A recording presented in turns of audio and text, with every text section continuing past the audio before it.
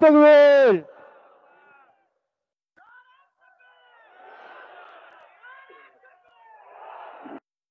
আসসালামু আলাইকুম ওয়া রাহমাতুল্লাহি ওয়া বারাকাতুহু। এটা সরিয়ে দেন। সময় তো খুবই কম, আবার আকাশ থেকে পানিও শুরু হয়েছে। ভাই কেন যে বলতে গেল কারো মাথা থেকে ছাতা খোলার ঘটনা, এখানেও তো ছাতার পরীক্ষা এসে গেছে। তো পানি যদি আসে, কারা কারা থাকবেন তারা একটু হাত তুলুন।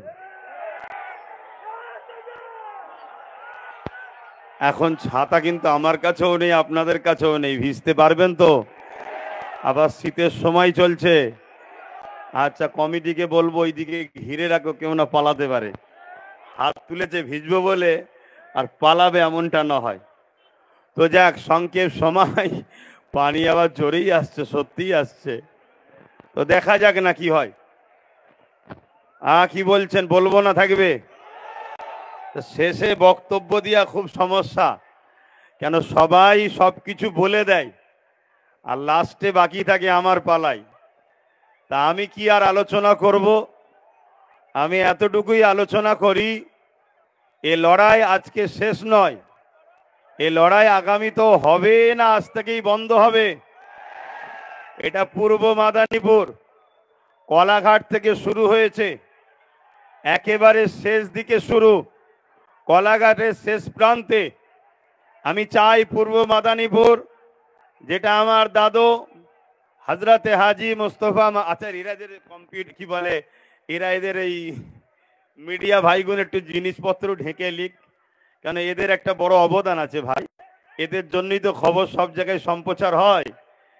অতএব এদেরকে একটু সুযোগ দেন। তা শোনেন, এদিকে শোনেন, ওদের একটু কাজ করতে, আর তোমরা একটু তাড়াতাড়ি করে লাও, এমনি পানির সময় বুঝতে পারছো বসিয়ে রাখাটা অনেক প্রেমের ব্যাপার, কথা বুঝে আসছে। তো সেই জায়গাতে কলাঘাট থেকে শুরু হলো, একেবারে পূর্ব মাদারীপুরের শেষ জায়গা। পূর্ব মাদারীপুরে আমার একটু জোর একটু বেশি, কেন এটা আমার দাদা হজরতে মোস্তফা মাদানী হুজুরের নামে এটা মাদারীপুর। অতএব এই মাদারীপুরের মানুষ, এটা বিপ্লবের মাটি, এখান থেকেই কিন্তু বারবার দেশের জন্য মহানায়কের সুজন্ম হয়েছে, তাদের দ্বারাই কিন্তু দেশের জন্য অনেক কাজও হয়েছে। আজকে কেন্দ্র সরকার কি করতে চাইছে ওয়াকফ সংশোধনী বিলের নামে, আপনারা সবাই শুনেছেন। এবং পাশাপাশি আপনারা নিশ্চয়ই আমার পূর্বে বাইজিৎ ভাইয়ের আগে একজন মাস্টার সাহেব বলছিলেন ওবিসি সম্বন্ধে। দেখুন, ওবিসি যদি বন্ধ হয়ে যায়, 100ই হয়তো একটা চাকরি আমাদের ছিল, ওই একটাও আর হবে না, জিরো হয়ে যাবে। তাই ওবিসি সংরক্ষণের দরকার আছে।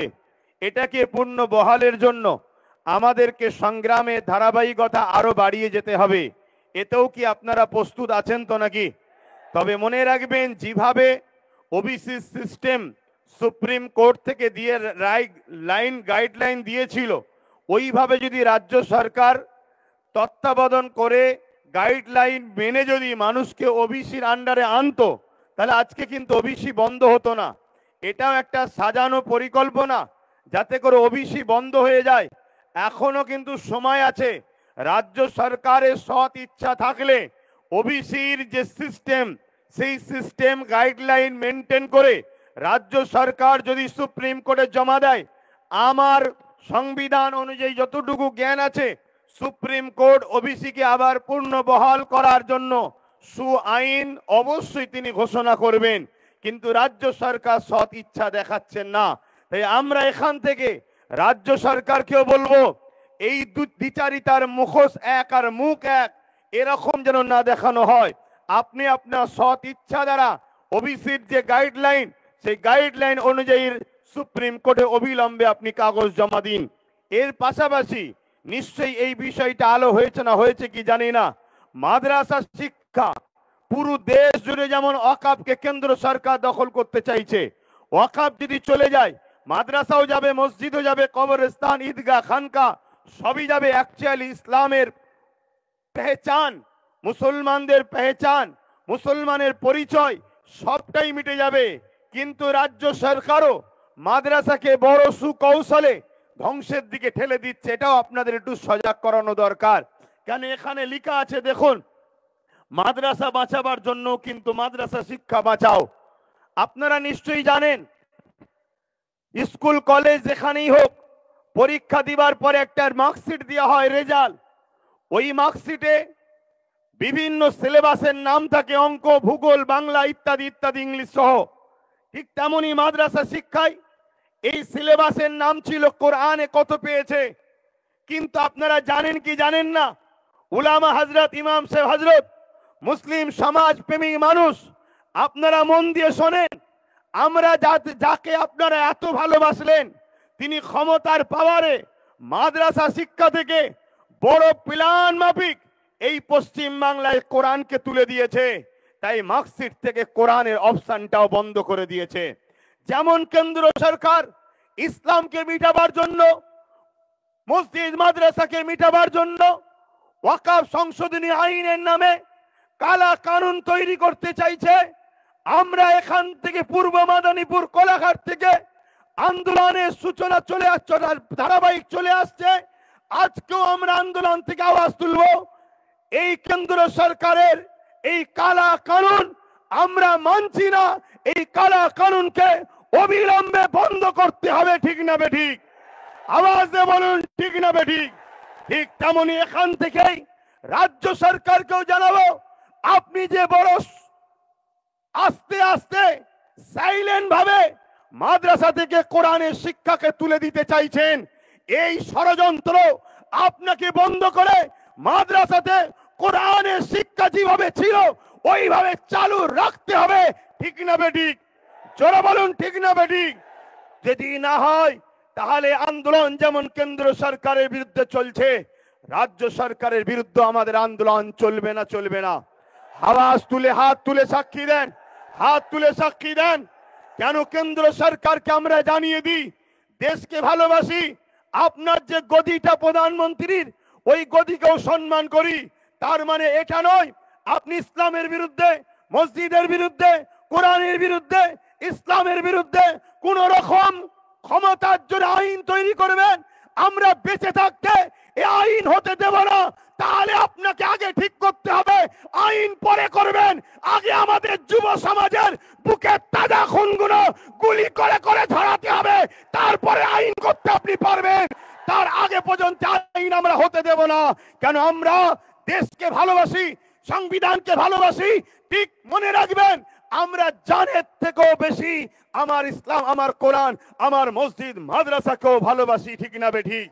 ঠিক তেমনি রাজ্য সরকারকেও বলবো, আপনিও মনে রাখবেন, আমরা হয়তো মুসলিম সমাজের 27% মানুষ আপনাকে বিশ্বাস করে ভোট দিয়েছে, বিজেপির ভয় দেখিয়ে, বিজেপির ভয়ে সব হয়তো আপনার কোলে উঠেছে। তার মানে এটা নয় আপনিও এই ক্ষমতা নিয়ে মাদ্রাসা থেকে কোরআনের শিক্ষাকে তুলে দেবেন, কোরআনকে মিটাবার প্ল্যান করবেন। তাহলে মনে রাখবেন, আমরা 27% কেন, যত পার্সেন্টই আছি, আমরা বুকে তাজা খুন দিয়ে হলো বিজেপির ভয় না করে বিজেপিকেও যেমন উৎখাত করব, আপনাকেও কিন্তু উৎখাত করে আমরা ছাড়বো। এই লড়াই চলতে থাকবে।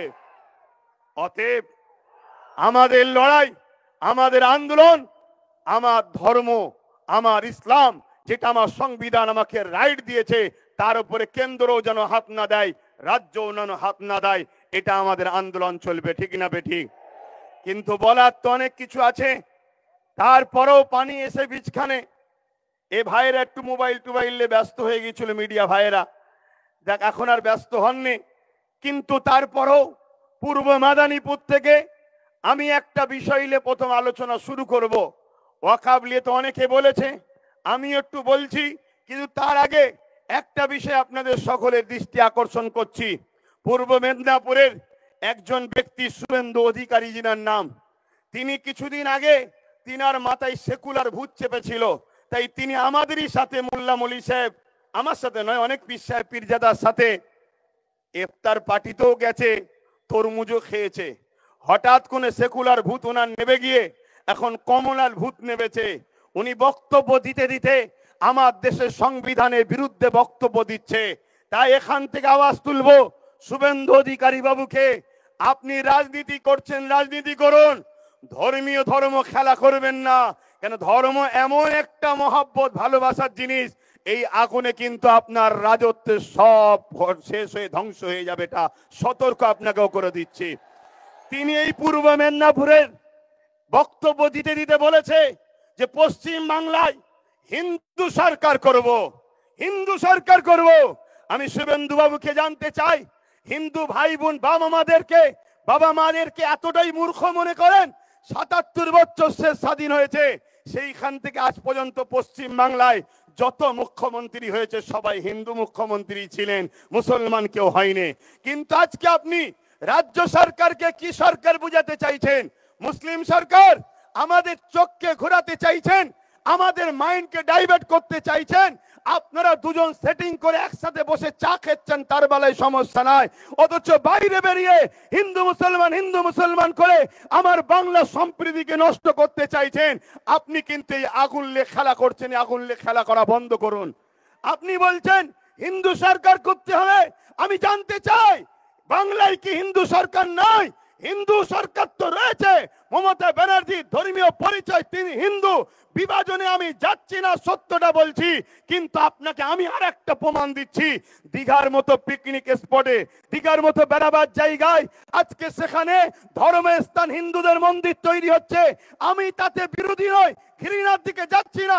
তিনি দেশের রাজ্যের মাথায় বসে আছে, তিনি রাজ্যের পয়সাকে নিয়ে মন্দিরের পিছনে করে রাজ্যকে গরিব করবে কি না করবে রাজ্যের জনগণ বুঝে নেবে তার সাথে। কিন্তু আমি বলতে চাইছি, তিনি হিন্দু দরদি বলেই তো দীঘাতে কোনো মসজিদ করে নেই, সেখানে মন্দির তৈরি করছে। অথচ আজ থেকে দাবি করছি, তিনি তো বলে আমি সর্বধর্মের মানুষের নেতা, তাই সর্বধর্মের মানুষের নেতা হিসাবে আমি মুসলমানও এখান থেকে আওয়াজ তুলছি। দীঘায় যেমন 200 কোটি টাকা দিয়ে মন্দির করছেন, আপনি তো বলেছেন সংখ্যালঘুকে বেশি ভালোবাসি, কমসে কম 300 কোটি টাকা দিয়ে দীঘায় একটা মসজিদের আবদার আমরা রাখলাম। এটা করতে হবে। যদি আপনি না করেন তাহলে জানবো আপনার মুখ এক মুখোশ এক, ঠিক না বেঠিক? আর এখানেও বলে যাচ্ছি, বলতে পারে 26 পার হলে দেখবো। আমি বলবো 26-এর আগে জায়গা কিনে, জায়গা যে আছে এলাইনমেন্ট করে শিলান্যাস করে ভিত শুরু করেন, না হয় জানবো। আপনারা দুজন, শুভেন্দু অধিকারী আর রাজ্যের সিএম সেটিং এ আছে। তুই আমায় গালি দিবি, আমি তোকে গালি দেবো। তুই এক অংশ ভাগ নিবি, আমি মোল্লা গুণের সব বোকা বানিয়ে নিয়ে নেবো। এই নাটক কিন্তু বাংলার মানুষ ধরতে পারছে। তাই বলবো, এই জায়গা থেকেও আমাদের আন্দোলনের আওয়াজ আমরা রাজ্য সরকারের কাছে দীঘাতে একটা কমসে কম 300 কোটি টাকার একটা মসজিদের আবদার রাখছি। কি করতে হবে না হবে না? আর শুধু মুসলমানদের নয়, বাকি ধর্মের মানুষগুলো কি দীঘায় যায় না? তাহলে তাদের কি হবে? তাদের জন্য ভাবতে হবে। তবে জানবো আপনি সবার জন্য ভাবছেন, সবার মুখ্যমন্ত্রী। কে এতে একমত তো নাকি?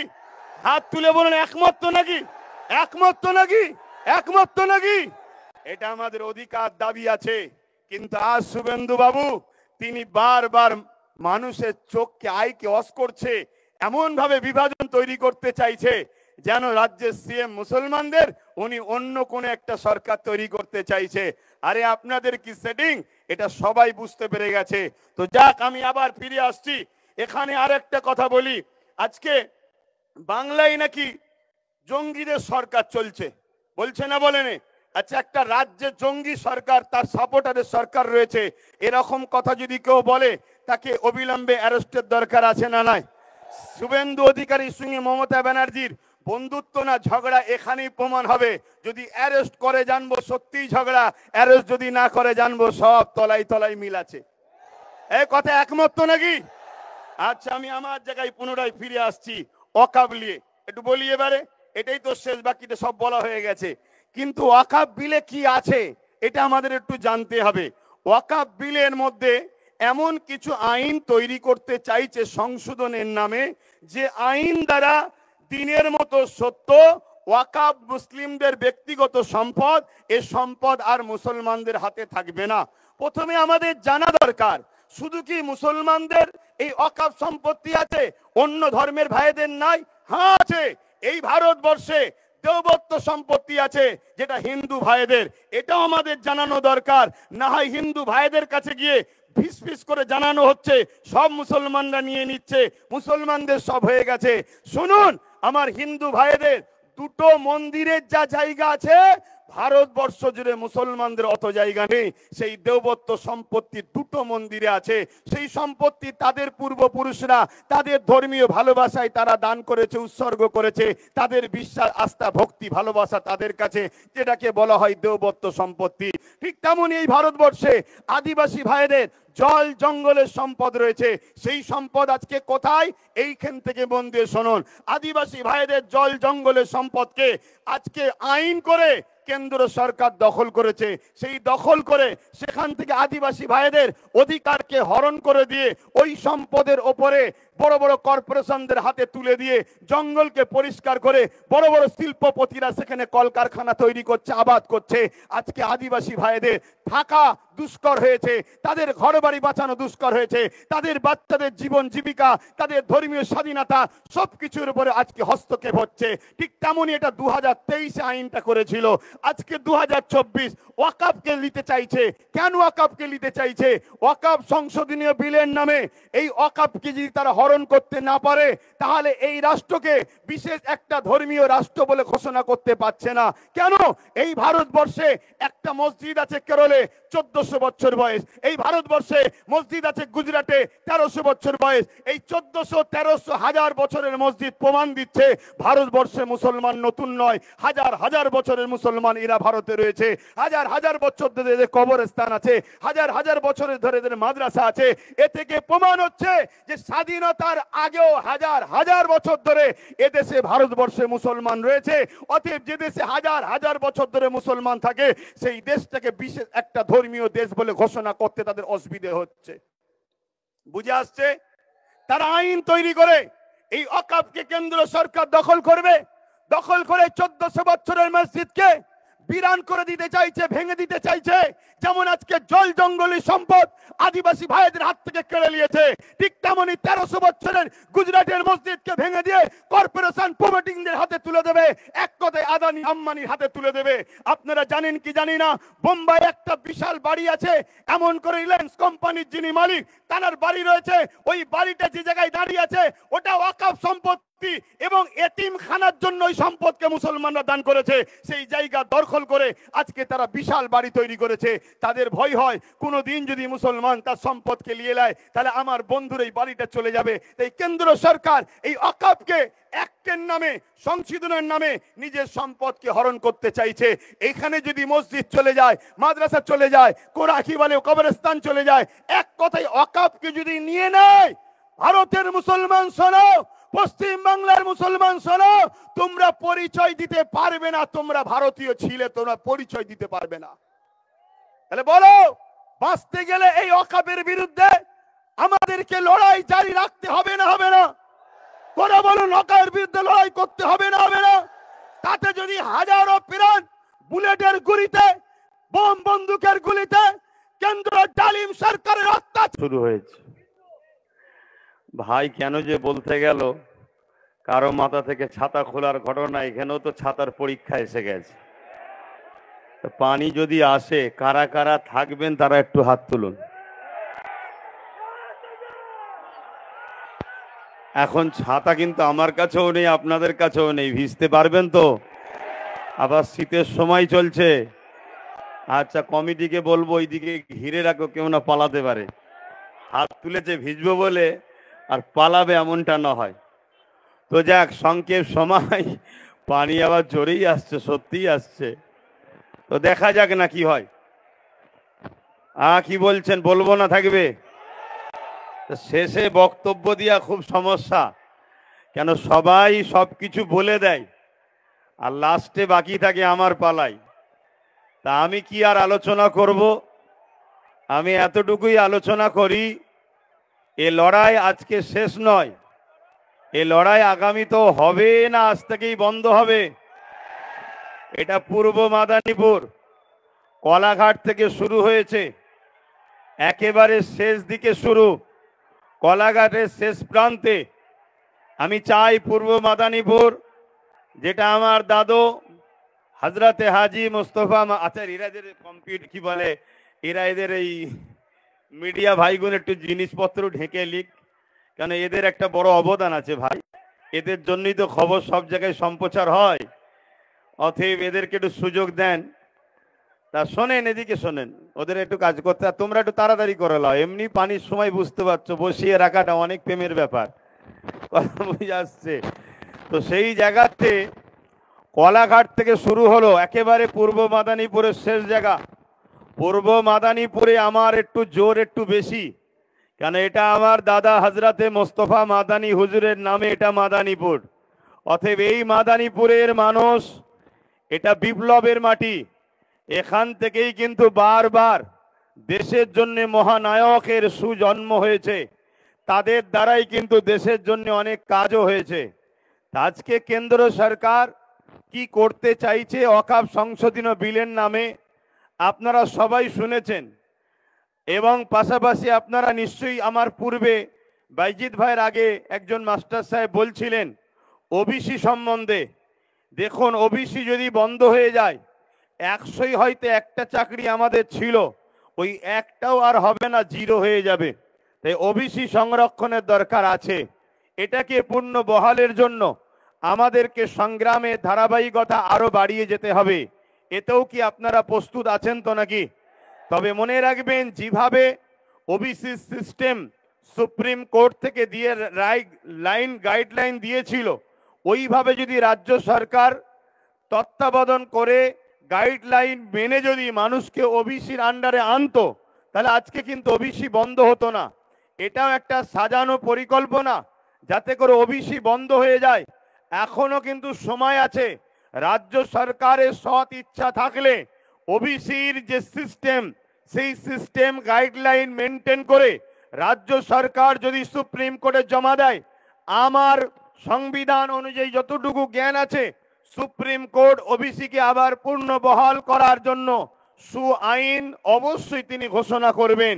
কিন্তু রাজ্য সরকার সৎ ইচ্ছা দেখাচ্ছেন না। তাই আমরা এখান থেকে রাজ্য সরকারকেও বলবো, এই দ্বিচারিতার মুখোশ এক আর মুখ এক, এরকম যেন না দেখানো হয়। আপনি আপনার সৎ ইচ্ছা দ্বারা ওবিসির যে গাইডলাইন, সেই গাইডলাইন অনুযায়ী সুপ্রিম কোর্টে অবিলম্বে আপনি কাগজ জমা দিন। এর পাশাপাশি নিশ্চয়ই এই বিষয়টা আলো হয়েছে না হয়েছে কি জানি না, মাদ্রাসা শিক্ষা পুরো দেশ জুড়ে যেমন ওয়াকফকে কেন্দ্র সরকার দখল করতে চাইছে, ওয়াকফ যদি চলে যায়, মাদ্রাসাও যাবে, মসজিদও যাবে, কবরস্থান, ঈদগাহ, খানকা সবই যাবে। অ্যাকচুয়ালি ইসলামের পেহচান, মুসলমানদের পেহচান, মুসলমানের পরিচয় সবটাই মিটে যাবে। কিন্তু রাজ্য সরকারও মাদ্রাসাকে বড় সুকৌশলে ধ্বংসের দিকে ঠেলে দিচ্ছে। এটাও আপনাদের একটু সজাগ করানো দরকার। কেন এখানে লেখা আছে, দেখুন, মাদ্রাসা বাঁচাবার জন্য কিন্তু মাদ্রাসা শিক্ষা বাঁচাও। আপনারা নিশ্চয়ই জানেন, স্কুল কলেজ যেখানেই হোক, পরীক্ষা দিবার পরে একটা মার্কশিট দেওয়া হয়, রেজাল্ট। ওই মার্কশিটে বিভিন্ন সিলেবাসের নাম থাকে, অঙ্ক, ভূগোল, বাংলা ইত্যাদি ইত্যাদি, ইংলিশ সহ। ঠিক তেমনই মাদ্রাসা শিক্ষায় এই সিলেবাসের নাম ছিল কোরআনে কত পেয়েছে। কিন্তু আপনারা জানেন কি জানেন না, উলামা হযরত, ইমাম সাহেব হযরত, মুসলিম সমাজ প্রেমী মানুষ, আপনারা মন দিয়ে শোনেন, আমরা যাকে আপনারা এত ভালোবাসলেন, তিনি ক্ষমতার পাওয়ারে মাদ্রাসা শিক্ষা থেকে বড় প্ল্যান মাফিক এই পশ্চিম বাংলায় কোরআনকে তুলে দিয়েছে। তাই মার্কশিট থেকে কোরআনের অপশনটাও বন্ধ করে দিয়েছে। যেমন কেন্দ্র সরকার ইসলামকে মিটাবার জন্য, মসজিদ মাদ্রাসাকে মিটাবার জন্য ওয়াকফ সংশোধনী আইনের নামে কালা কানুন তৈরি করতে চাইছে, আমরা এখান থেকে পূর্ব মাদারীপুর কোলাঘাট থেকে আন্দোলনের সূচনা চলে আসছে, ধারাবাহিক চলে আসছে। আজকেও আমরা আন্দোলন থেকে আওয়াজ তুলব, এই কেন্দ্র সরকারের এই কালা কানুন আমরা মানছি না। এই কালা কানুনকে অবিলম্বে বন্ধ করতে হবে, ঠিক না বেঠিক? আওয়াজ দিয়ে বলুন, ঠিক না বেঠিক? ঠিক তেমনি এখান থেকেই রাজ্য সরকারকেও জানাবো, আপনি যে বড় আস্তে আস্তে সাইলেন্ট ভাবে মাদ্রাসা থেকে কোরআনের শিক্ষাকে তুলে দিতে চাইছেন, এই ষড়যন্ত্র আপনাকে বন্ধ করে মাদ্রাসাতে কোরআনের শিক্ষা যেভাবে ছিল ওইভাবে চালু রাখতে হবে, ঠিক না বেঠিক? জোরে বলুন ঠিক না বেঠিক?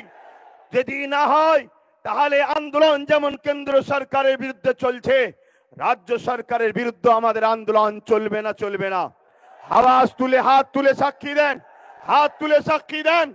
কেন কেন্দ্র সরকারকে আমরা জানিয়ে দিই দেশকে ভালোবাসি, আপনার যে গদিটা প্রধানমন্ত্রীর ওই গদিকেও সম্মান করি, তার মানে এটা নয় আপনি ইসলামের বিরুদ্ধে, মসজিদের বিরুদ্ধে, কোরআনের বিরুদ্ধে, ইসলামের বিরুদ্ধে কোন রকম ক্ষমতার জোরে আইন তৈরি করবেন।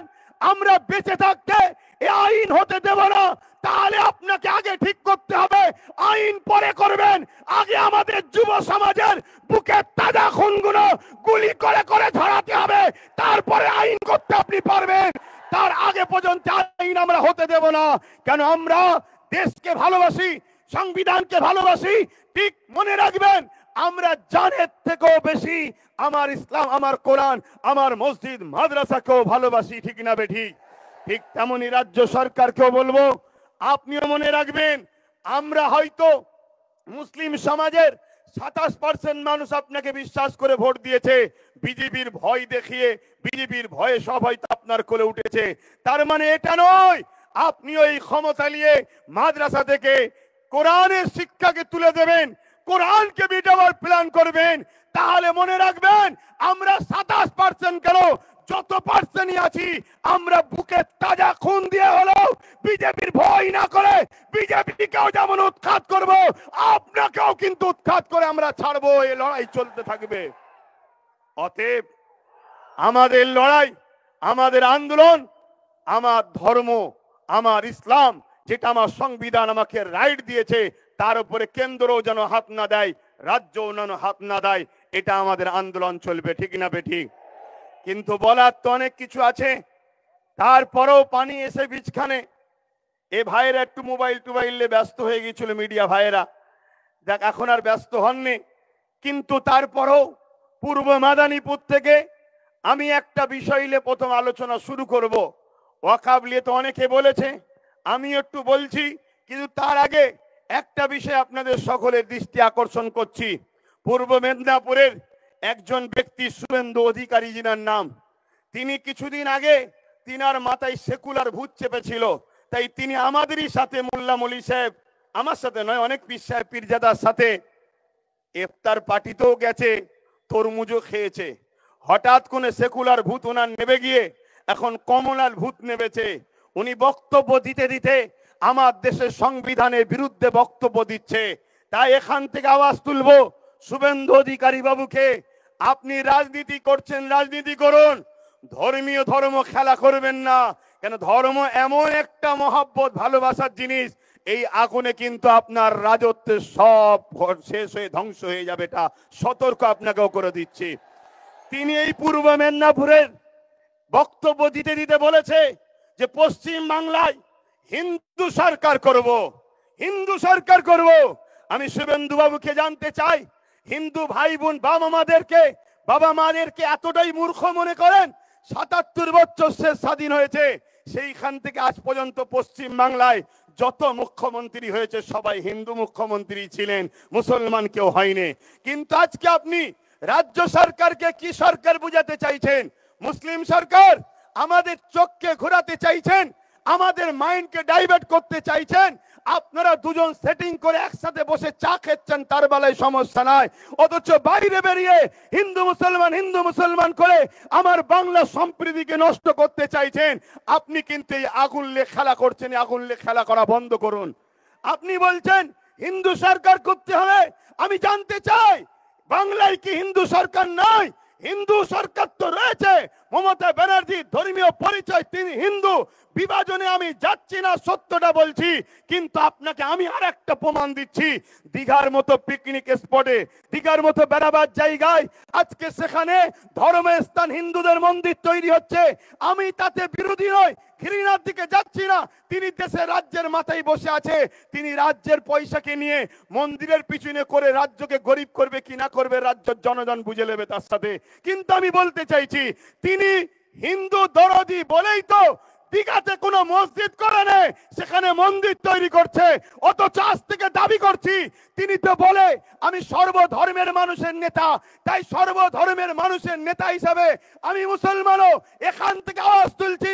দীঘায় যেমন 200 কোটি টাকা দিয়ে মন্দির করছেন, আপনি তো বলেছেন সংখ্যালঘুকে বেশি ভালোবাসি, কমসে কম 300 কোটি টাকা দিয়ে দীঘায় একটা মসজিদের আবদার আমরা রাখলাম। এটা করতে হবে। যদি আপনি না করেন তাহলে জানবো আপনার মুখ এক মুখোশ এক, ঠিক না বেঠিক? আর এখানেও বলে যাচ্ছি, বলতে পারে 26 পার হলে দেখবো। আমি বলবো 26-এর আগে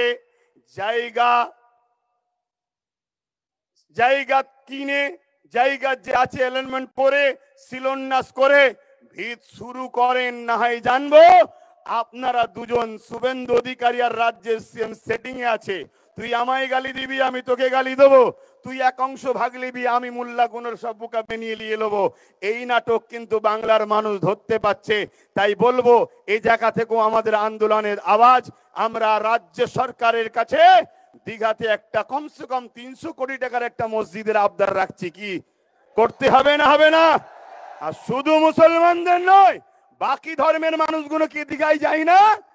তাহলে তাদের কি হবে? তাদের জন্য ভাবতে হবে। তবে জানবো আপনি সবার জন্য ভাবছেন, সবার মুখ্যমন্ত্রী। কে এতে একমত তো নাকি? হাত তুলে বলুন, একমত তো নাকি? একমত তো নাকি? একমত তো নাকি? এটা আমাদের অধিকার, দাবি আছে। কিন্তু আজ শুভেন্দু বাবু তিনি বারবার মানুষের চোখকে, আইকে অস করছে, এমন ভাবে বিভাজন তৈরি করতে চাইছে যেন রাজ্যের সিএম মুসলমানদের, উনি অন্য কোন একটা সরকার তৈরি করতে চাইছে। আরে আপনাদের কি সেটিং, এটা সবাই বুঝতে পেরে গেছে। তো যাক, আমি আবার ফিরে আসছি। এখানে আরেকটা কথা বলি, আজকে বাংলায় নাকি জঙ্গিদের সরকার চলছে, বলছে না বলেন? আচ্ছা, একটা রাজ্যে জঙ্গি সরকার, তার সাপোর্টারের সরকার রয়েছে, এরকম কথা যদি কেউ বলে তাকে অবিলম্বে অ্যারেস্টের দরকার আছে না নাই? শুভেন্দু অধিকারীর সঙ্গে মমতা ব্যানার্জির বন্ধুত্ব না ঝগড়া এখানেই প্রমাণ হবে। যদি অ্যারেস্ট করে জানবো সত্যিই ঝগড়া, অ্যারেস্ট যদি না করে জানবো সব তলায় তলায় মিল আছে। এই কথা একমত তো নাকি? আচ্ছা, আমি আমার জায়গায় পুনরায় ফিরে আসছি। ওয়াকফ নিয়ে একটু বলি এবারে, এটাই তো শেষ, বাকিটা সব বলা হয়ে গেছে। কিন্তু ওয়াকফ বিলে কি আছে এটা আমাদের একটু জানতে হবে। ওয়াকফ বিলের মধ্যে এমন কিছু আইন তৈরি করতে চাইছে সংশোধনের নামে, যে আইন দ্বারা দিনের মতো সত্য ওয়াকফ মুসলিমদের ব্যক্তিগত সম্পদ, এ সম্পদ আর মুসলমানদের হাতে থাকবে না। প্রথমে আমাদের জানা দরকার, শুধু কি মুসলমানদের এই ওয়াকফ সম্পত্তি আছে, অন্য ধর্মের ভাইদের নাই? হ্যাঁ আছে। এই ভারতবর্ষে দেবত্ব সম্পত্তি আছে, যেটা হিন্দু ভাইদের, এটাও আমাদের জানানো দরকার। না হয় হিন্দু ভাইদের কাছে গিয়ে ফিস ফিস করে জানানো হচ্ছে সব মুসলমানরা নিয়ে নিচ্ছে, মুসলমানদের সব হয়ে গেছে। শুনুন আমার হিন্দু ভাইদের, দুটো মন্দিরের যা জায়গা আছে ভারতবর্ষ জুড়ে মুসলমানদের অত জায়গা নেই। সেই দেবত্ব সম্পত্তি দুটো মন্দিরে আছে। সেই সম্পত্তি তাদের পূর্বপুরুষরা তাদের ধর্মীয় ভালোবাসায় তারা দান করেছে, উৎসর্গ করেছে, তাদের বিশ্বাস, আস্থা, ভক্তি, ভালোবাসা তাদের কাছে, যেটাকে বলা হয় দেবত্ব সম্পত্তি। ঠিক তেমনই এই ভারতবর্ষে আদিবাসী ভাইদের জল জঙ্গলের সম্পদ রয়েছে। সেই সম্পদ আজকে কোথায়? এইখান থেকে মন দিয়ে শুনুন। আদিবাসী ভাইদের জল জঙ্গলের সম্পদকে আজকে আইন করে কেন্দ্র সরকার দখল করেছে। সেই দখল করে সেখান থেকে আদিবাসী ভাইদের অধিকারকে হরণ করে দিয়ে ওই সম্পদের ওপরে বড় বড় কর্পোরেশনদের হাতে তুলে দিয়ে জঙ্গলকে পরিষ্কার করে বড় বড় শিল্পপতিরা সেখানে কলকারখানা তৈরি করছে, আবাদ করছে। আজকে আদিবাসী ভাইদের থাকা দুষ্কর হয়েছে, তাদের ঘর বাড়ি বাঁচানো দুষ্কর হয়েছে, তাদের বাচ্চাদের জীবন জীবিকা, তাদের ধর্মীয় স্বাধীনতা সবকিছুর উপরে আজকে হস্তক্ষেপ হচ্ছে। ঠিক তেমনই এটা 2023 আইনটা করেছিল। আজকে 2024 ওয়াকফকে নিতে চাইছে। কেন ওয়াকফকে নিতে চাইছে? ওয়াকফ সংশোধনীয় বিলের নামে এই ওয়াকফকে যদি তারা হরণ করতে না পারে তাহলে এই রাষ্ট্রকে বিশেষ একটা ধর্মীয় রাষ্ট্র বলে ঘোষণা করতে পারছে না কেন? এই ভারতবর্ষে একটা মসজিদ আছে কেরলে 1400 বছর বয়স, এই ভারতবর্ষে মসজিদ আছে গুজরাটে 1300 বছর বয়স। এই 1400, 1300, 1000 বছরের মসজিদ প্রমাণ দিচ্ছে ভারতবর্ষে মুসলমান নতুন নয়, হাজার হাজার বছরের মুসলমান এরা ভারতে রয়েছে। হাজার হাজার বছর ধরে এদের কবরস্থান আছে, হাজার হাজার বছরের ধরে এদের মাদ্রাসা আছে। এ থেকে প্রমাণ হচ্ছে যে স্বাধীনতার আগেও হাজার হাজার বছর ধরে এদেশে ভারতবর্ষে মুসলমান রয়েছে। অতএব যে দেশে হাজার হাজার বছর ধরে মুসলমান থাকে সেই দেশটাকে বিশেষ একটা ধর্মীয় দেশ বলে ঘোষণা করতে তাদের অসুবিধে হচ্ছে। বুঝে আসছে? তারা আইন তৈরি করে এই ওয়াকফকে কেন্দ্র সরকার দখল করবে, দখল করে 1400 বছরের মসজিদকে বিরান করে দিতে চাইছে, ভেঙে দিতে চাইছে। যেমন আজকে জল জঙ্গলি সম্পদ আদিবাসী ভাইদের হাত থেকে কেড়ে নিয়েছে, ঠিক তেমনি 1300 বছরের গুজরাটের মসজিদকে ভেঙে দিয়ে কর্পোরেশন প্রমোটিংদের হাতে তুলে দেবে, এক কথায় আদানি আম্বানির হাতে তুলে দেবে। আপনারা জানেন কি জানি না, বোম্বাই একটা বিশাল বাড়ি আছে, এমন করে রিলায়েন্স কোম্পানির যিনি মালিক তার বাড়ি রয়েছে, ওই বাড়িটা যে জায়গায় দাঁড়িয়ে আছে ওটা ওয়াকফ সম্পদ এবং এতিমখানার জন্য ওই সম্পদকে মুসলমানরা দান করেছে। সেই জায়গা দখল করে আজকে তারা বিশাল বাড়ি তৈরি করেছে। তাদের ভয় হয় কোনোদিন যদি মুসলমান তার সম্পদকে নিয়ে নেয় তাহলে আমার বন্ধুর এই বাড়িটা চলে যাবে। তাই কেন্দ্র সরকার এই ওয়াকফকে অ্যাক্টের নামে, সংশোধনের নামে নিজের সম্পদকে হরণ করতে চাইছে। এখানে যদি মসজিদ চলে যায়, মাদ্রাসা চলে যায়, কোরআন বলে কবরস্থান চলে যায়, এক কথায় ওয়াকফকে যদি নিয়ে নেয়, ভারতের মুসলমান শোনো, পশ্চিম বাংলার মুসলমান শোনো, তোমরা পরিচয় দিতে পারবে না তোমরা ভারতীয় ছিলে, তোমরা পরিচয় দিতে পারবে না। তাহলে বলো, বাঁচতে গেলে এই ওয়াকফের বিরুদ্ধে আমাদেরকে লড়াই জারি রাখতে হবে না হবে না? করে বলুন, ওয়াকফের বিরুদ্ধে লড়াই করতে হবে না হবে না? তাতে যদি হাজারো প্রাণ বুলেটের গুলিতে, বোম বন্দুকের গুলিতে কেন্দ্র ডালিম সরকারের অত্যাচার জন্য পারবেন, কোরআনের পক্ষে, দ্বীন ইসলামের পক্ষে, নিজের অধিকারের জন্য সংবিধান আপনাকে রাইট দিয়েছে, এই অধিকারের জন্য রক্ত দিতে পারবেন? কথা দিচ্ছেন পারবেন তো নাকি? এই লড়াই আজকে শেষ হলে হবে না। ঝড় এসুক, পানি এসুক, তুফান এসুক, লাঠি চার্জ হোক, গুলি মারুক, বোম মারুক, আমাদের এই লড়াই রাজপথে চলতে থাকবে। হাত তুলে বলুন, হাত তুলে বলুন। আজকে বড় দুঃখের সাথে বলতে হয়, ওয়াকফ আন্দোলন পুরো দেশ জুড়ে চলছে, সব আন্দোলনকে আমি সমর্থন করি, কিন্তু আজকে আমার রাজ্যে তো কলকাতায় বিশাল বিশাল মিটিং হচ্ছে ওয়াকফ নিয়ে। আগামী দিন ফুরফুরা আহলে সুন্নাত ওয়াল জামাত 20 থেকে 30 লক্ষ লোকের সমাগম কলকাতার রাজপথে করতে চাইছে। আপনারা ওই 20-30 লক্ষ মিলতে ইচ্ছুক আছেন? হাত তুলেছেন? কিন্তু এই লড়াই আমাদের বড় ভয়ানক হবে, ওই লড়াই কিন্তু বিশাল হবে। প্রয়োজন হলে আমরা মাসকে মাস কলিকাতাতে রয়েও যেতে পারি, রাজি আছেন? বলুন, নিজের বাচ্চাদের ভবিষ্যতের জন্য থাকতে ইচ্ছুক আছেন? হাত নামান। আন্দোলন তো এইভাবে হয়। আর একটা কথা বলে যাই, আজকে যারা আন্দোলন করছে এদের আন্দোলনকে সাধুবাদ জানাই, কিন্তু এদেরকে জিজ্ঞাসা করুন, কেন্দ্র সরকার যেমন ওয়াকফ বিলের অ্যাক্টের নামে আইন তৈরি করে ওয়াকফকে লুটতে চাইছে, ঠিক তেমনি এখনো কিন্তু আইন করতে পারেনি। আন্দোলন চলছে, কিন্তু আমার রাজ্য 1,45,000 বিঘের উপরে একর সম্পত্তি আমার রাজ্যেতে বেদখল হয়ে আছে। আমার রাজ্যের মধ্যে রয়েছে, কিন্তু বেদখল হয়ে আছে 75,000 বিঘে একর জমি। এটা এখনো উদ্ধার হয়নি। এই বিষয়েও আন্দোলনের দরকার আছে না নাই? কেন্দ্র সরকার যে আইন করতে চলেছে এখন আইন করতে পারেনি, তার চক্রান্ত সে পা দিয়েছে। সব জায়গায় আন্দোলন শুরু হয়েছে, সে চক্রান্ত থেকে পিছিয়েছে, কিন্তু এখনো 1995 এর আইন এখনো লাগু আছে। সেই আইন অনুযায়ী ওয়াকফের যারা দায়িত্ব আছে, আমার রাজ্যেও যারা রয়েছে, তারা আমার রাজ্যের ওয়াকফ সম্পদকে এখনো কেন উদ্ধার করছে না? এখনো কেন ডিজিটালকরণ করে নেটের নামগুলো তুলছে না? এই গাফলতি করার পিছনে আমার বলতে বাধ্য হচ্ছি, যাতে করে কেন্দ্র আইন করে আর এই সম্পদগুলোকে দখল করে দেয়। তার জন্যই গাফলতি ষড়যন্ত্র চলছে। ঠিক না বেঠিক? জোরে বলুন, ঠিক না বেঠিক? আমি আপনাদেরকে একটা তথ্য দিয়ে যাচ্ছি। উত্তর 24 পরগনা হাড়ুয়া পীর আব্বাস আলী গোরাচাঁদ রহমাতুল্লাহ আলাইহি বলে একজন আল্লাহর ওলি রয়েছেন, তিনার মাজারের 900 বিঘে জায়গা। একটু সারা দেবেন, কত বিঘে? 900 বিঘে জায়গা। আজকের দিনে সেই জায়গাটা দাঁড়িয়েছে মাত্র 92 শতক।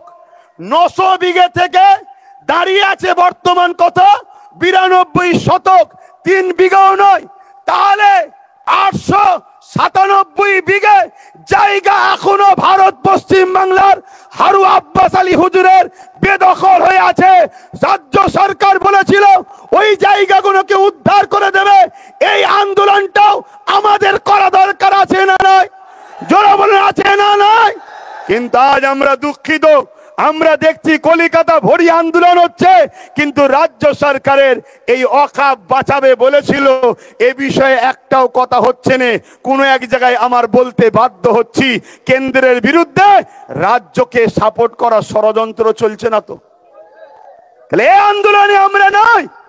আমরা মসজিদের পক্ষে যে আন্দোলন হবে, কোরআনের পক্ষে যে আন্দোলন হবে, ওয়াকাবের প্রকৃত পক্ষে যে আন্দোলন হবে, সে আন্দোলনের সঙ্গে আমরা হাতে হাত মিলিয়ে, কাঁধে কাঁধ মিলিয়ে, বুকে তাজা খুন দিতে হলো। আমরা সংবিধান যে রাইট দিয়েছে, ওই রাইটের জন্য আন্দোলনে প্রত্যেকটা জায়গায় সঙ্গ কি বলে হাজির হতে রাজি আছি, ঠিক না বেঠিক? কিন্তু আপনার আন্দোলন এরকম হওয়া দরকার। কেন্দ্র সরকার আজকে সে কালা কানুন কেন তৈরি করতে চাইলো? এমনি এমনি তো খাওয়া যাচ্ছে, এখন তৈরি করতে চাইছে কেন? শোনেন, রাজ্যগুলো ভালো মন্দ খেতে পাচ্ছিল, কেন্দ্র ওয়াকাবের ভাগ ঠিক পাচ্ছিল না, তাই ওয়াকাব বিল করে টোটাল নিজের হাতে নিতে চাইছে। কোন রাজ্যকে ভাগ দেবে না, সম্পূর্ণ ও একা খাবে। অর্থাৎ এই যে 900 বিঘে আব্বাস আলী গোরাচাঁদ হুজুরের যে মাজারে যে ওয়াকাবের জায়গা আছে, এই জায়গাকে বড় বড় বাড়ি হয়েছে, বিভিন্ন দোকানকে ভাড়া দেওয়া হয়েছে, তা থেকে মোটা টাকা আজকে রাজ্য সরকারের ফান্ডে যাচ্ছে। কেন্দ্র সরকার বলছে না, তুই পাবিনি, 900 বিঘেটাই আমি দখল করে আদানি আম্বানিকে দেবো, ওখানে যারা আছে সব ভেঙে গুড়িয়ে দেবো। এই হচ্ছে লড়াই। এদের লড়াই মূলত উভয়ের আমাদের সম্পদকে ভাগ বাটরা করে খাবে।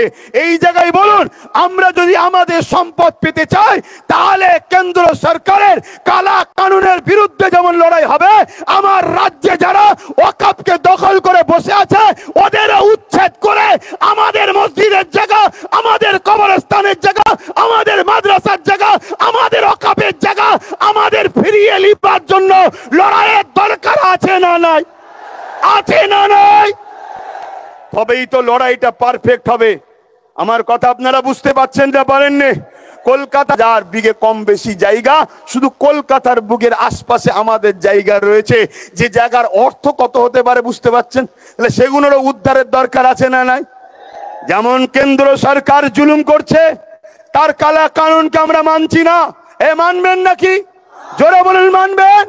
শুভেন্দু অধিকারীর মতো মানুষ যদি মনে করে যেদেরকে প্রশাসন দিয়ে ঠান্ডা করে দেবো, শুভেন্দু অধিকারী বাবুকে বলে যায় তোমার প্রশাসন কম পড়ে যাবে, সংবিধান বুকে রেখে সংবিধানকে বুকে নিয়েই মরবো আমরা, কিন্তু তোমার প্রশাসনকে কমিয়ে দেবো আমরা। তোমার প্রশাসন কম পড়ে যাবে, আমাদের পাবলিক এত নেমে যাবে। প্রশাসন কম পড়ে যাবে, আবার মিসগাইড করবেন না যিনি প্রশাসনের বিরুদ্ধে। না, আমার সংবিধান আমাকে প্রশাসনের বিরুদ্ধে লড়াই করা শিখায়নি, কিন্তু তুমি যতই প্রশাসন নামাও, পাবলিক এত নামবে, তোমার গুলি, তোমার প্রশাসনের সংখ্যা কমে যাবে, পাবলিকের সংখ্যাটা বেড়ে যাবে। এটাই মূলত বলার উদ্দেশ্য। কিন্তু এর পাশাপাশি এটাও বলবো, আমাদেরকে যে ধোঁকা দেওয়া হচ্ছে, এই ধোঁকা থেকেও সজাগ হওয়ার দরকার আছে না নাই? কথা বলুন, আছে না নাই? বন্ধুগণ শোনেন, ওয়াকাব বিলের মধ্যে মারাত্মক মারাত্মক আইন তৈরি করছে। তার মধ্যে একটা আইন করছে, কেউ যদি ওয়াকাব করে তাকে 5 বছর কমসে কম ধর্মীয় প্র্যাকটিসের মধ্যে আছে, যাকে আমাদের ভাষায় বলা হয় কামেল মুসলমান। তা কেন্দ্র সরকার কি করে বুঝবে কে কামেল মুসলমান, কে নরমাল মুসলমান? তা আমাকেও তো বলতে পারে তুমি নরমাল মুসলমান, আর মোদি সার্টিফিকেট দেবে আব্বাস নরমাল মুসলমান। তো মুসলমানের এম বোঝে না, ও আমাকে সার্টিফিকেট দেবে আব্বাস সিদ্দিকী নরমাল মুসলমান। আপনার ইমাম যে 30 বছর তিনি বলবেন আমি চলে গেছি, যা হয়েছে আমি সব দিয়ে দিলাম, তাকেও বলবে এ নর্মাল মুসলমান। এটা একটা ষড়যন্ত্র। এই করে বলবে যারা দান করেছে এরা মুসলমান ছিল না, এরা প্র্যাকটিসিং মুসলমান নয়, তাই এদের সম্পদ অকাপ হবে না। এইভাবে বিভিন্ন ছলে বলে কলে কৌশলে আমাদের অকাপকে লুটার ষড়যন্ত্র করছে। এই জায়গায় আমি প্রত্যেকটা মানুষকে, সচেতন মানুষকে বলবো, আপনারা ঐক্যবদ্ধ হন, সংগঠিত হন। এই আন্দোলনে আমাদেরকে কোনোভাবে পিছপা হলে হবে না। কারবার করতে হবে, ব্যবসা করতে হবে, জমির জায়গা রুজি সন্তানদের জন্য ভাবতে হবে। কিন্তু ওয়াকফ যদি আমাদের হাত থেকে ফসকে যায়, মনে রাখবেন আগামী দিন ভারতবর্ষে আপনি টিকে থাকবেন, তার পরিচয় কিন্তু আপনি দিতে পারবেন না। এরপরে আপনাকে নাগরিকত্ব থেকে বহিষ্কার করা হবে। কেন, আপনার যখন এ দেশে স্বাধীনতার আগে কোনো ঐতিহাসিক মসজিদ, মাদ্রাসা, কবরস্থান নয়, তখন আপনাকে বলা হবে আপনি স্বাধীনতার পরে বাংলাদেশ থেকে এসেছেন, পাকিস্তান থেকে এসেছেন, চলুন আপনাকে ডিটেনশন ক্যাম্পে নিয়ে যাওয়া হবে। কিন্তু যতদিন আপনার এই হাজার হাজার বছরের ঐতিহ্য মসজিদ, মাদ্রাসা, ওয়াকফ রয়েছে, ততদিন শুভেন্দু অধিকারী বা তার মাথায় যারা বসে আছে, অমিত শাহ আর নরেন্দ্র দামোদর মোদী হোক, এরা হাজারো চেষ্টা করলো বাবা সাহেব আম্বেদকরের সংবিধান তোমাকে আমাকে দেশে থাকার জন্য গার্ড দেবে। এরা যতই চেষ্টা করো ভারতের মুসলমানদের করে এরা কখনো ক্ষতি করতে পারবে না, পারবে না, পারবে না। কিন্তু তোমার যদি ওয়াকফকে এরা কোনোভাবে লিখে নিতে পারে, মনে রেখে দেবে তোমাদের কিন্তু সব শেষ হয়ে যাবে। একটা ছোট্ট কথা বলি, কলকাতায় একটা প্রোগ্রাম হচ্ছিল, দেখছিলাম। ওই কলকাতায় রাজ্য সরকারের একটা এমপি বক্তব্য দিচ্ছে, আপনারা দেখেছেন কি জানি না। বক্তব্য দিতে দিতে বলছে, কোন জায়গায় যদি গুটি কত মুসলমান দাঁড়িয়ে নামাজ পড়ে বা কোন জায়গায় থাকে, সেটা নাকি ওয়াকফ হয়ে যাবে। বলুন, এটা হিন্দু ভাইদের কাছে বা অন্য ধর্মের কাছে ঠিক মেসেজ না ভুল মেসেজ? জোরে বলুন। স্বাভাবিক অন্য ধর্মের মানুষরা কি বলবে, আরে ওরা যদি ধর্মীয় কাজ করে সঙ্গে সঙ্গে তা দখল হয়ে যাবে। তাহলে বলুন, রাজ্য সরকারের এমপি এত বড় ভুল মেসেজ দিচ্ছে, ইনাদের দ্বারা আমাদের ওয়াকফ বাঁচবে না যাবে মনে হচ্ছে? তাহলে মাথায় ঢুকান, ওয়াকফ কিভাবে হয় একটু আপনাদের বলি, ধৈর্য আছে তো নাকি? কোন ধনী ব্যক্তি, তার অনেক সম্পদ আছে, সে ভাবলো 50% সন্তানদের জন্য রাখি, 50% আল্লাহর রাহে উৎসর্গ করে দিই, যেটা হিন্দু ভাইদের দেবত্ব কি সে কি বলে জল জঙ্গল আদিবাসী ভাইদের, আরব ধর্মী ভাইদের রয়েছে। ওই উৎসর্গ যখন করবে, ওয়াকফ কমিটিকে জানাতে হবে। ওয়াকফ কমিটি এসে সার্ভে করবে, সার্ভে করে যদি দেখে এর পর্চা, এর কাগজ সবই নিজে মালিক, তারপরে সেটাকে ওয়াকফ কমিটি সেটাকে অ্যাকসেপ্ট করবে। আর ইনারা কি প্রচার করছে, রাজ্যের এমপি কি প্রচার করছে, বা এই বিজেপির এমএলএ এমপিরা এরা ভেতরে ভেতরে গোপনে গোপনেও করছে যে মুসলমান কোন জায়গায় দাঁড়ালে সে জায়গাটা মুসলমানদের হয়ে যাবে, কোন জায়গায় নামাজ পড়লে মুসলমানদের হয়ে যাবে। আমাদের যে ভাইচারা সম্প্রীতি আছে, অনেক সময় দেখা যায় অনেক ভাই রাস্তাতে যাচ্ছে, নামাজের সময় হয়েছে, একটা অমুসলিম ভাইয়ের দোকানে বললো, ভাই এই আসো, কোনো অসুবিধা নেই, নামাজ পড়ো, কি আমাদের ঘটনা ঘটে না? কিন্তু এইটা যদি ঘোষণা করে দেওয়া হয়, অমুসলিম ভাইরা কি বলবে, না ভাই তুই এখানে নামাজ পড়তে পারবি নি, তুই ভাই ওঠ, ভাই তুই ওঠ এখান থেকে চ। কেন? তোদের নাকি ওয়াকফের নিয়ম আছে, যেখানে নামাজ পড়বি সেখানে হয়ে যাবে। এটা কত বড় একটা মিথ্যা প্রচার ওয়াকফ নিয়ে চলছে। অথচ ওয়াকফ একটা কমিটি রাখা আছে, ওই কমিটি যাতে ওয়াকফ সম্পত্তিগুলো হেফাজত হয়, তার 7% মাসে মাইনে দেওয়া হবে। আজকে সেইটাকে মিথ্যা প্রচার চালাচ্ছে। খুব ঠান্ডা মাথায় আমার বুঝবেন কথাটা, যেমন কেন্দ্র সরকার পুরো দেশের ওয়াকফকে লুটে নিয়ে মুসলমানদেরকে নিশ্চিহ্ন করে দেওয়ার প্ল্যান করছে, ঠিক তেমনি বিগত 77 বছর ধরে ভারতে ওয়াকফ সম্পত্তি মুসলমানদের নামে আছে ঠিকই, কিন্তু এর দুধ এর মাখন মুসলমানরা পায় না, সেটা যারা ক্ষমতায় থাকে তারা লুটে পুটে খায়। এই ওয়াকফ কেন করেছে? এই ওয়াকফের অর্থ থেকে মুসলিম গরিব ছেলেদেরকে পড়ানো হবে। আজকে যদি ওয়াকফের টাকা প্রকৃত মুসলিম গরিব ছেলেদেরকে পড়ানো হতো, আমাদের এত মেরিট ছেলে আছে, একটা এপিজে আব্দুল কালাম কেন, হাজার হাজার ভারতবর্ষে এপিজে আব্দুল কালাম তৈরি হয়ে যেত। কিন্তু এই অভাবের জন্য, পয়সা না থাকার জন্য আমার ভারতবর্ষের অনেক মুসলিম সন্তানের তাদের আজকে স্বপ্ন ভেঙে চুরমার হয়ে গেছে। তাই বলবো বন্ধু, এই লড়াই আজকে শেষ নয়, এখান থেকে শুরু হলো, পূর্ব মেদিনীপুরের শুরু কলাঘাট থেকে হলো, বিভিন্ন জেলায় হচ্ছে। আমি সব জায়গায় দেখতে চাইছি। কলিকাতায় আমার টার্গেট 20 থেকে 30 লক্ষ লোকের দরকার, তবেই তো আন্দোলনের জোরালো হবে। তাই বিভিন্ন জায়গায় করে দেখছি। আপনারা বলুন, আগামী দিন কলিকাতার রাজপথে যাওয়া হবে, আপনারা সত্যিই কারা যেতে ইচ্ছুক লম্বা করে হাত তুলবেন? ধোকা দেবেন না তো? ধোকা দেবেন না তো? গাছে তুলে মই করে নেবেন না তো? একটা শেষ কথা বলো, আমার পূর্বে কেউ একজন বলছিল বাবরি মসজিদ সঙ্গে, মাস্টার সাহেব সম্ভবত, বাবরি মসজিদটা শহীদ হয়েছে কবে? এই ধৈর্য আছে? খুব জোর 5 মিনিট নেবো। একটু হিন্দু ভাইদেরকে জানানো দরকার যে আপনাদের কিভাবে বোকা বানাচ্ছে কেন্দ্র সরকার, একটু জানানো দরকার আছে না নাই? হিন্দুরা আমাদের ভাই হয় না, হয় না? আদিবাসী, দলিত, সাঁওতাল, বাগদি যেই হোক সবাই আমাদের ভাই, ঠিক না বেঠিক? সবাই আমরা দেশবাসী, কিন্তু এই বিভাজনটা তৈরি করছে। আচ্ছা 6ই ডিসেম্বর এই দিনটাকেই বাবরি মসজিদের শহীদের জন্য নিল কেন? 5ই ডিসেম্বর করতে পারতো, 10ই ডিসেম্বর করতে পারতো, 6 তারিখটাই নিল কেন? এবং 1992টা নিল কেন? জানেন আপনারা? জানেন? এই তথ্যটা শুধু আপনাদের দিয়ে যায়। আর আপনাদের থেকে বেশি আমি বলবো আমার অমুসলিম ভাই, হিন্দু, দলিত, আদিবাসী যারা অন্য সম্প্রদায়ের ভাই আছেন, যাদেরকে ভুল বোঝানো হচ্ছে, আমি সেই সকল বন্ধুদের বলবো, আসেন, দেশ একটা বট গাছ, দেশ একটা গাছ, বট গাছ। এই দেশের হাজারো শিকড় আছে, একটা শিকড় যদি কাটে মূলত বট গাছ দেশের ক্ষতি হবে। এই দেশের একটা শিকড়ের নাম হিন্দু, একটা শিকড়ের নাম মুসলিম, একটা শিকড়ের নাম আদিবাসী, একটা শিকড়ের নাম দলিত, একটা শিকড়ের নাম মতুয়া, একটা শিকড়ের নাম শিখ, পাঞ্জাবি, খ্রিস্টান ইত্যাদি ইত্যাদি। মূলত যে শিকড়টাই কাটবে দেশের ক্ষতি হবে। দেশের স্বার্থ আমাদের ভাইচারার জন্য বলে যায় 1992 6ই ডিসেম্বর বাবরি মসজিদের শহীদের কারণ দুটো। নম্বর 1, 6ই ডিসেম্বর বাবা সাহেব আম্বেদকরের মৃত্যুদিন। এই দিনটাকে প্রত্যেকটা ভারতীয়, মুসলিম, হিন্দু, দলিত, আদিবাসী, ধনী, গরিব সবাই ভারতীয় বাবা সাহেব আম্বেদকরের জন্য স্মরণ করত। কেন? বাবা সাহেব আম্বেদকর আমাদের জন্য কথা বলার রাইট সংবিধান দিয়ে গেছে, তাই বাবা সাহেব আম্বেদকরকে সবাই ফলো করে। তাই বাবা সাহেব আম্বেদকরের এই 6ই ডিসেম্বরটাকে কালিমা করার জন্য তথাকথিত দাঙ্গাবাজরা বড় প্ল্যান করে 6ই ডিসেম্বরে বাবরি মসজিদকে শহীদ করলো, যাতে করে পুরো পৃথিবীর কাছে, বিশেষ করে ভারতের মুসলমান সমাজের কাছে এবং সম্প্রীতিমূলক মানুষের কাছে এই দিনটা একটা কালা দিন হয়ে যায়। বাবা সাহেব আম্বেদকরকে অপমান, অপদস্থ করারই একটা ষড়যন্ত্র। কথা শুনলেন? কথা শুনছেন? দ্বিতীয় নম্বর চলে আসুন, 1992 কেন হলো?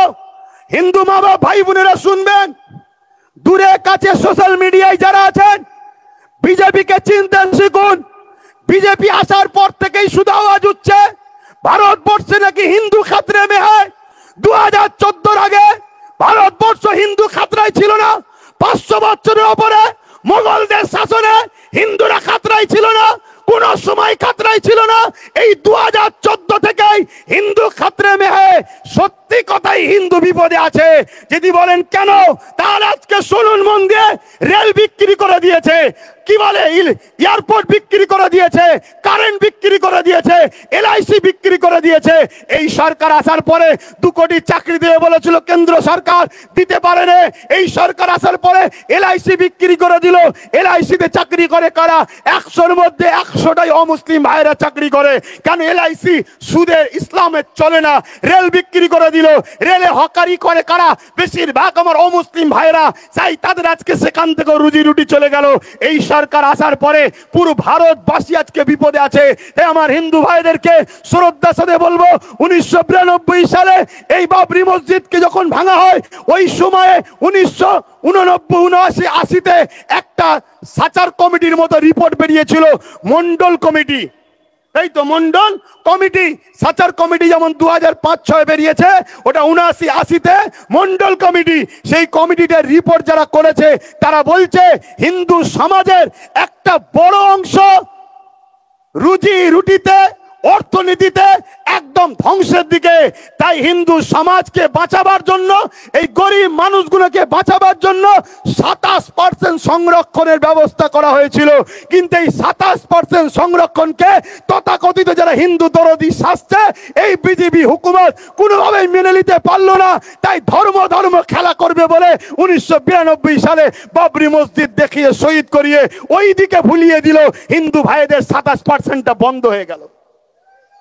অতএব ভাবাতে চাইছি, আমরা হিন্দু মুসলমান ধর্ম যার যার, উৎসব যার যার, দেশ সবার। আপনারা বলুন, ধর্ম যার যার, উৎসব যার যার, উৎসব যার যার, দেশটা সবার। তাই দেশের স্বার্থে বলবো, আজকে কেন্দ্র সরকার একটার পর একটা আইন তৈরি করছে। কৃষকদের বিরুদ্ধে কালা কানুন তৈরি করেছিল। কৃষক বন্ধুরাকে, হিন্দুকে, খ্রিস্টানকে, দলিতকে, পাঞ্জাবি দেখেনি, তারা কৃষক একসাথে আন্দোলন করেছে। কেন্দ্র সরকার তার আইনকে প্রত্যাখ্যান করতে বাধ্য হয়েছে। তাই আমাদেরও উচিত হবে এই কালা কানুনের বিরুদ্ধে, কে কোন দরবারে, কে কোন সিলসিলা, কার কি পছন্দ, সব কিছু বলে দিয়ে সংবিধান বিরোধী এই কালা কানুনের বিরুদ্ধে আমাদেরকে এক হয়ে আন্দোলন করলে কেন্দ্র সরকার এই বিল প্রত্যাখ্যান করতে চ্যালেঞ্জের সাথে বলছি বাধ্য হবে। তাই এক হয়ে আন্দোলন করার দরকার আছে না নাই? জনগণ আন্দোলনের দরকার আছে না নয়? কিন্তু তাদের সঙ্গে আন্দোলন নয় যারা এখনো আমার রাজ্যে ওয়াকাফকে লুটে রেখেছে। কি বলুন, ঠিক তো নাকি? তাই আমার বক্তব্য সংক্ষেপ করছি। তার আগে আরো একবার বলি, দীঘা ছিল ধর্মস্থান নয়, দীঘা ছিল পিকনিক স্পট, টুরিস্ট এলাকা। সেই জায়গাটাকে বড় প্ল্যানে রাজ্য সরকার ধর্মস্থান বানিয়েছে। তাদের বিশ্বাস, তাদের ভালোবাসাকে আমি ছোট করছিনি, কিন্তু আমরাও অনেকে যাই না। তাই কত কোটি টাকা দিয়ে মসজিদের দাবি রইল, জোরে বলুন। কেন, উনি তো এমনি বলেছে আমি মুসলিম দরদি একটু বেশি, তাই তো হিজাব পরে ঈদগায় যায়, আমাদের এই দাবি রইল। এই বলে আমি আমার সংক্ষিপ্ত বক্তব্য এখানে শেষ করছি। কিন্তু আবার যাবার আগে একটা উচ্চ আওয়াজ দিয়ে, স্লোগান দিয়ে আমরা আস্তে আস্তে যাব। সকলে বলুন নারে তাকবীর, আরো উচ্চ আওয়াজে নারে তাকবীর। কোরআন ও সুন্নাহ, কোরআন ও সুন্নাহ। সংবিধান বাঁচাও, সকলে বলুন বাঁচাও, সংবিধান বাঁচাও। ভারতবর্ষ, ভারতবর্ষ ওয়াকাবের বিরুদ্ধে কালা কানুন মানছি না, মানবো না। ওয়াকাবের বিরুদ্ধে কালা কানুন মানছি না, মানবো না। অবিলম্বে কেন্দ্র সরকার আপনার ওই কালা কানুনের বিল প্রত্যাখ্যান করতে হবে। অবিলম্বে কেন্দ্র সরকার সংবিধান বিরোধী কালা কানুন প্রত্যাখ্যান করতে হবে। রাজ্য সরকার আপনার আন্ডারে যত ওয়াকাফ সম্পত্তি আছে পুনরুদ্ধার করে দিতে হবে। যখনই বলা হচ্ছে তখন বলছে বোলডুজার চালাতে পারবো না, ঘর যখন হয়ে গেছে। কিন্তু আপনারা শোনেন, এই রাজ্যে সরকার বোলডুজার চালিয়েছে না চালায়নি? কাদেরকে উচ্ছেদ করেছে? হকারদের। তা হকারদের যদি উচ্ছেদ করতে পারেন বোলডুজার চালিয়ে, আমাদের সম্পদ দখল যারা করে রেখেছে আমাদের ফিরিয়ে দিবার জন্য বোলডুজার চালাতে হবে। অতএব এই বিভাজন থেকে দূরে থাকবেন, নিজের অধিকারের জন্য নিজেরা লড়াই করুন। আস্তে আস্তে ফিরে যাবেন যখন ঘোষণা দেওয়া হবে। সুস্থ থাকবেন, ভালো থাকবেন। মনে রাখবেন এই লড়াই কিন্তু আজকে শেষ নয়। আমি সর্ব জায়গায় জাগাচ্ছি, তারপরে কলিকাতার রাজপথ, ওখান থেকে পুরো দেশ, সব জায়গায় আন্দোলন হচ্ছে। সবাই মিলে আমরা দিল্লি যাব। যেদিন দিল্লি যাব সেদিন শুধু ওয়াকাফ বাঁচানো হবে না, সংবিধান বিরোধী সরকারকে উৎখাত করেই তারপর আমরা ফিরবো। বলুন ইনশাআল্লাহ। আরো চিৎকার দিয়ে বলুন ঠিক না বেঠে? আসসালামু আলাইকুম ওয়া রাহমাতুল্লাহি। অসংখ্য ধন্যবাদ শ্রদ্ধেয় সম্মানীয় আহলে সুন্নাত ওয়াল জামাতের কর্ণধার আমাদের প্রাণ প্রিয় বড় ভাইজান হুজুর কেবলাকে একবার তাকবীর দেন। নারে তাকবীর, নারে তাকবীর। আজকে আমাদের সভা এখানেই সমাপ্তি ঘোষণা করা হলো। আপনারা দেখে শুনে যাবেন। প্রশাসন ভাইদেরকে বলবো আপনারা একটু সহযোগিতার হাতটা বাড়িয়ে দেবেন।